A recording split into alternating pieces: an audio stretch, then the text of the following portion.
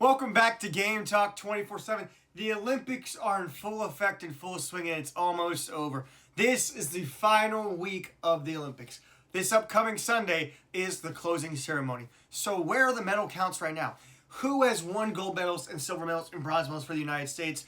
Who is dominating their fields? And who do we expect to win more medals through this last week? We're going to talk all about that right here on Game Talk 24/7. But before we do that, make sure you guys like and subscribe. Hit the subscribe button down below. It's free. It doesn't cost you a thing. You know what? You're going to love it. I'm going to love it. And if you are subscribed, tell a friend to subscribe. They're going to love it. You're going to help them out a lot. You're going to give them something else to add to their day that they also will love. Also, make sure you hit that like button. It really helps out the channel. The United States right now is tied for third with Japan in total medals at 17. And then we are tied for fourth, in gold medals with Sweden and Switzerland at 5. I expect that to change, though, because I expect the United States women's hockey team to win a gold medal. You're like, Josh, they still have to play a game. Yes, they do. They just won their semifinal match today, 5-0. They haven't given up a goal since their first game here, winning every single game by a large margin, scoring five plus goals in every single game. They've scored 6 in some, but they've scored at least 5 in every game. Dominate, even when they played Team Canada 5-0. And they play the winner of Canada or Switzerland. And so the women's hockey team, they've been dominant. They've been fantastic, phenomenal. They are looking to add another gold medal. They're going to add another total medal, definitely, because it's going to be gold or silver. But they're looking to add another gold medal to our column to tie us with Netherlands for third in gold medals. And you know what? That's going to be beautiful. That's going to be great. Jordan Stolz also has, I think, 2 more races left. He is 2 for 2 in gold medals and 2 for 2 in Olympic records. Jordan Stolz is phenomenal, winning 2 gold medals so far here at the Olympics. And again, 2 Olympic records. Not world records, but Olympic records. And he's phenomenal. He's fast. He's beaten Jenning de Bo from the Netherlands, one of his biggest rivals. And it's just been phenomenal watching him speed skate in the 1,000 meter, the 500 meter, just dominating the competition. Whether he looks like he's going to come in second, and it's looking like, oh, Jordan Stolz is not going to finish. I mean, wow, this is disappointing. He was hyped up so much, and then all of a sudden he zooms past him last seconds, I say not minute, and wins every time. And it's beautiful. It's fantastic to watch. Jordan Stolz is a stud. Men's ice hockey has won every single game in their group stage. They beat Latvia 5-1, I'm pretty sure was the score. They beat Denmark 6-3. Now, we shouldn't have given up 3 goals, but you know what? It is what it is. We won 6-3, though. We beat Germany 5-1. We've won efficiently and effective. We are the 2 seed going into elimination play. And we are automatically in the quarterfinals. The United States men's hockey team will be playing the winner of Sweden and Latvia. So we kind of got a little unfortunate there because Sweden decided not to play so great in their group, and they lost to Finland. And they beat Slovakia. They beat Italy, but not by enough goal differential, where Slovakia wins the group, then Finland gets second, and then Sweden gets third because of the goal differential between the teams.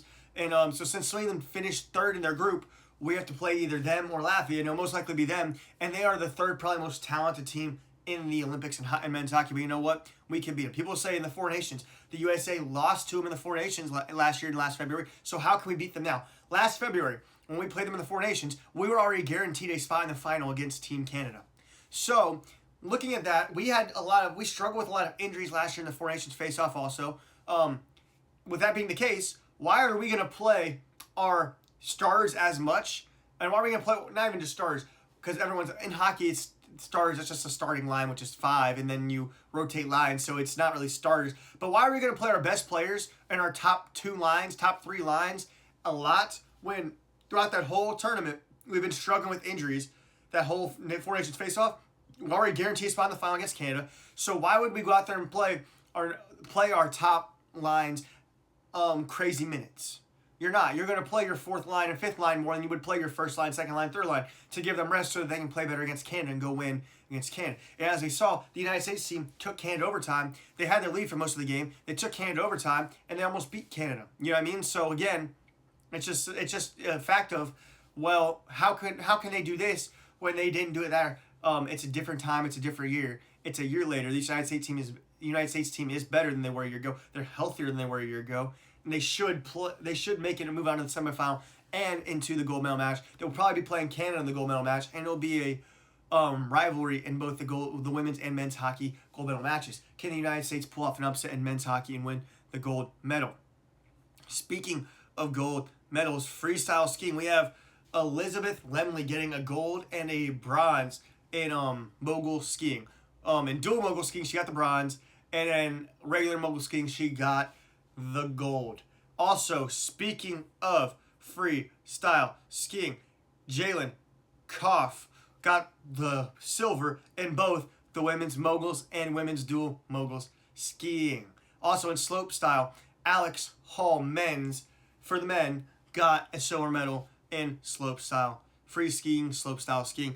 We still have the big air, and Mac forehand, I'm pretty sure, finished first in the big air qualifiers in freestyle skiing, so we could still get another medal there. Figure skating is still going on.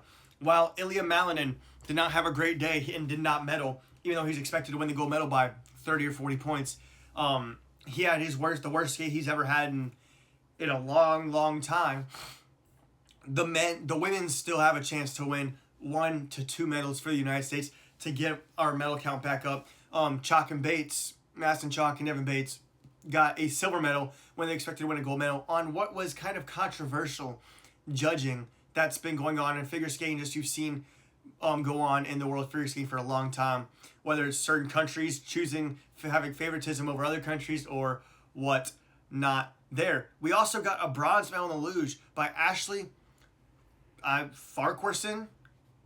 I don't know how to say her last name fully. I watched it, but again, I'm not great with names sometimes. She got us a bronze medal there, making us a little bit happier on the inside. Chloe Kim, not disappointing that she got a medal. She got the silver medal in women's halfpipe. It's a little disappointing that she didn't get the gold and go for the three-peat, because that would have been awesome to see. But you know what? The person who got the gold put up a phenomenal run and is also a Chloe Kim protege, might you say. And Chloe Kim has helped that snowboarder throughout her career. So you know what? It's not something to be happy about, but it's also something to be mad about. Again, we have mixed doubles getting the silver medal. Cortese and Corey Drop getting that silver medal. In mixed doubles curling, guess what? Women's curling, they've only lost one. Right now they're playing Italy. They're currently down 4-0 against Italy right now. I'm actually watching it while I'm talking. So you can say it's a little distracting, but we multitask here. The men's curling team started off not so great. I think they started off 1-2, but then they now are 5-2 or 4-2, beating the Swedens, beating Sweden, the Swedish fish, might I say, effectively and efficiently. The reigning gold medalists from 2022, beating them again effectively and efficiently, and then also beating Norway yesterday to get some big wins for them. Cross-country skiing, Ben Ogden made history by winning the United States' first cross-country ski medal in 50 years. But then guess who comes back and wins another one for the United States? Not Ben Ogden, but Jesse Diggins gets a bronze medal in cross-country skiing to make it 2 this year for the United States. Alpine skiing, we already know Bridgie Johnson won a medal. We know Ryan Cochran Siegel won a silver in the men's Super G, and the United States women's team won a bronze in the combined alpine skiing, and it was Jackie Wiles and whoever she was partnered up with. But you know what? This Winter Olympics has been in full effect. It's been in full swing. There's plenty more chances to get more and more medals. Jordan Stoll still has more races. Again, Mac forehand, he still has some events. Well, maybe not a lot of events. He still has the big air finals, and he finished first in the qualifiers in freestyle skiing. You have snowboard slope style still coming up. You still have freestyle skiing. I think slope style has not finished. I don't 100% remember if they finished that one or not. But there's so much. You have bobsled, monobob, a whole bunch of events that are all just still here, still going on. More chances for the United States to get more medals and to solidify ourselves as a top 3 in medal finish and gold medal finish. But you know what? It's going to be a great time. You're going to say, Josh, what are we going to do once the Olympics are over? Once the Olympics are over, we're going to move on back on to college basketball, college baseball. The MLB will be starting. You'll have the World Baseball Classic. You'll have the World Cup. Sports always continue. You'll have the NFL offseason, college football offseason. Sports always continue. It's always a circle that just goes around and around. The NHL season will be back. Sports are great. We love sports. You know what? You should tell somebody you love them. God bless you. That's Game Talk 24/7. We'll talk sports with you next time.